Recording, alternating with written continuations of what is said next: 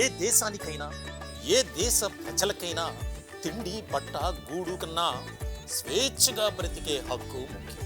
ఆ తర్వాత ఏవైనా మనిషి బ్రతకడానికి గాలి ఎంత అవసరమో, తనకు నచ్చిన ఇష్టం వచ్చిన పని చేసుకోవడానికి, నచ్చిన ప్రాంతంలో నచ్చిన వారితో జీవించడానికి ఎటువంటి ఆంక్షలు నిర్బంధాలు లేనటువంటి స్వేచ్ఛాయుతమైన వాతావరణం కావాలి.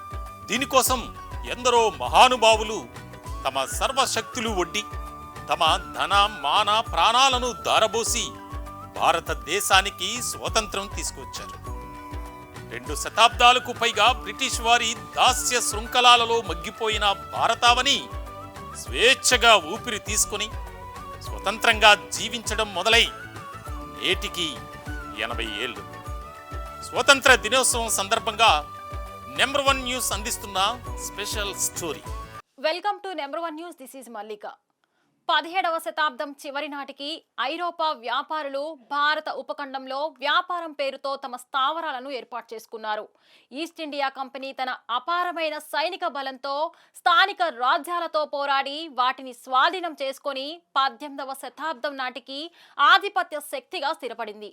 1857 భారత తిరుగుబాటు తరువాత 1858 భారత ప్రభుత్వ చట్టం బ్రిటిష్ రాజరికం భారతదేశంపై ప్రత్యక్ష నియంత్రణను చేపట్టడానికి దారితీసింది. ఆ తర్వాతి దశాబ్దాలలో భారతదేశం అంతటా పౌర సమాజం క్రమంగా ఆవిర్భవించింది. బ్రిటిష్ పాలకులు భారతీయ ప్రజలకు రకరకాల పన్నులను వేస్తూ పీడించుకు తినేవారు. మరొక పక్క సంస్థానాధీశులు తమ చెప్పు చేతల్లో పెట్టుకునేవారు. ఎదురు తిరిగిన వారిపై తమ వద్ద ఉన్న అపారమైన సైనిక బలంతో దాడులు చేసి తమ దారికి తెచ్చుకునేవారు. భారత గడ్డ వీరులకు వీర నారీమణులకు ప్రసిద్ధి.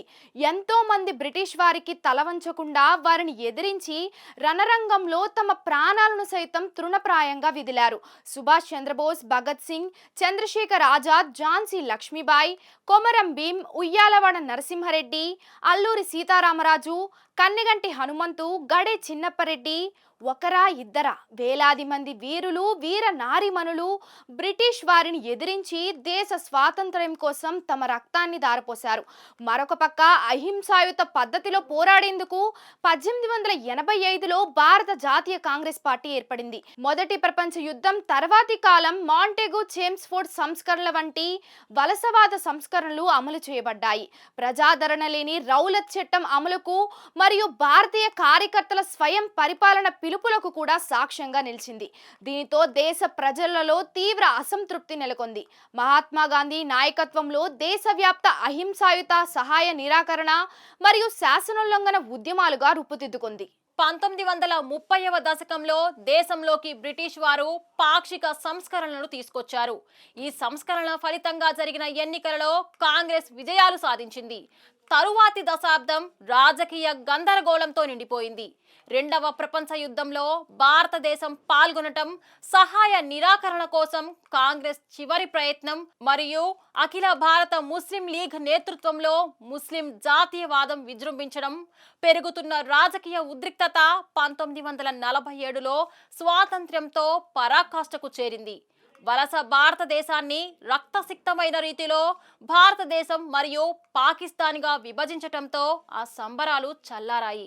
1947 ఆగస్టు 15న యునైటెడ్ కింగ్డమ్ నుండి దేశానికి స్వాతంత్ర్యం వచ్చిన జ్ఞాపకార్థం భారతదేశంలో ప్రతి సంవత్సరం ఆగస్టు 15న స్వాతంత్ర్య దినోత్సవాన్ని ప్రభుత్వ సెలవు దినంగా జరుపుకుంటారు. ఈ రోజున భారత స్వాతంత్ర చట్టం 1947 అమల్లోకి వచ్చింది. ఇది శాసన సార్వభౌమాధికారాన్ని భారత రాజ్యాంగ సభకు బదిలీ చేసింది. మహాత్మా గాంధీ నాయకత్వంలోని భారత జాతీయ కాంగ్రెస్ నేతృత్వంలో అహింసాయుత ప్రతిఘటన మరియు శాసనోల్లంఘన లాంటి స్వాతంత్ర ఉద్యమాల తర్వాత భారతదేశం స్వాతంత్ర్యం పొందింది. అయితే బ్రిటిష్ వారు పోతూ పోతూ దేశాన్ని 2 ముక్కలుగా ఇండియా, పాకిస్తాన్లుగా విభజించారు. ఈ విభజన హింసాత్మక అల్లర్లు మరియు భారీ ప్రాణ నష్టానికి దారితీసింది. 1947 ఆగస్టు 15న భారతదేశపు మొదటి ప్రధానమంత్రి జవహర్లాల్ నెహ్రూ ఢిల్లీలోని ఎర్రకోట యొక్క లాహోరీ గేట్ పైన భారతీయ జెండాను ఎగురవేశారు. ఆ తర్వాతి ప్రతి స్వాతంత్ర్య దినోత్సవం నాడు ప్రధానమంత్రి ఆనవాయితీగా జెండాను ఎగురవేసి జాతిని ఉద్దేశించి ప్రసంగిస్తారు. భారతదేశం అంతటా జెండా ఎగురవేసే కార్యక్రమాలు, కవాతులు మరియు సాంస్కృతిక కార్యక్రమాలతో స్వాతంత్ర్య దినోత్సవ సంబరాలు జరుపుకుంటారు. నాటి నాయకులు ఎంతో ముందు చూపుతో డాక్టర్ బిఆర్ అంబేద్కర్ నాయకత్వంలో ప్రతి పౌరుడికి సమాన హక్కులు కల్పిస్తూ స్వేచ్ఛాయుత వాతావరణంలో జీవించేలా రాజ్యాంగాన్ని రచించారు. కుల, మత, ప్రాంత భేదాలు లేకుండా ఎవరైనా ప్రజాస్వామ్య పద్ధతిలో జీవించేలా ఏర్పాట్లు చేశారు.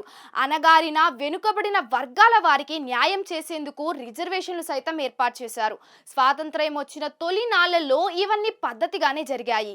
నాటి నాయకుల ప్రజల క్షేమం కోసం, వారి అభివృద్ధి కోసం అలుపెరగని పోరాటం చేశారు. ఆ దిశగా కొంత విజయం కూడా సాధించారు. అయితే దశాబ్దాలుగా పాలకుల తీరు మారింది. ప్రజల మేలు కన్నా తమ మేలు కోసం, ప్రజల బాగు కన్నా తమ కుటుంబ అనుచర వర్గాల లబ్ధి కోసం ఆరాటం ఈనాటి నాయకులలో మొదలైంది. ఫలితంగా ప్రజలకు అందాల్సిన అభివృద్ధి ఫలాలు కొంతమంది నుండి స్వార్థపరుల జేబుల్లోకి వెళ్ళిపోతున్నాయి. ప్రజలను కులాల వారీగా, మతాల వారీగా, ప్రాంతాల వారీగా విడగొట్టి తమ పబ్బం గడుపుకుంటున్నారు. గద్దెనెక్కే వరకు అమలు కాని హామీలను ఇస్తూ లేని ఊహా ప్రపంచంలోకి తీసుకువెళుతూ గద్దెనెక్కుతున్నారు. గద్దెనెక్కిన తర్వాత తమ లాభం తప్ప ఇంకేమీ పట్టించుకోవటం మానేశారు. సిగ్గు ఎగ్గు లేకుండా ప్రజలు కష్టపడి పన్నుల రూపాల్లో కట్టిన సొమ్మును పందికొక్కుల్లా తింటున్నారు. దేశంలో ఎంతోమంది కనీస వసతులైన కూడు గూడు లేకుండా అవస్థలు పడుతుంటే గద్దెనెక్కిన నాయకులు మాత్రం ప్రత్యేక విమానాల్లో, కోట్ల రూపాయలు విలువ చేసే కార్లలో తిరుగుతున్నారు. 100 కోట్లను ఖర్చు పెట్టి విదేశీ పర్యటనలు చేస్తున్నారు. ఇదంతా ప్రజల మంచి కోసమేనని నమ్మబలుకుతున్నారు. నాయకుల తీరు మారనంతకాలం, ప్రజల్లో మార్పు రానంతకాలం దేశ స్వతంత్ర ఫలాలు ప్రజలకు అందవు. సామాన్యుడి చేతిలో సామాజిక అస్త్రం నెంబర్ 1 న్యూస్ ప్రేక్షకులకు, వీక్షకులకు, శ్రేయోభిలాషులకు మరోసారి స్వతంత్ర దినోత్సవ శుభాకాంక్షలు.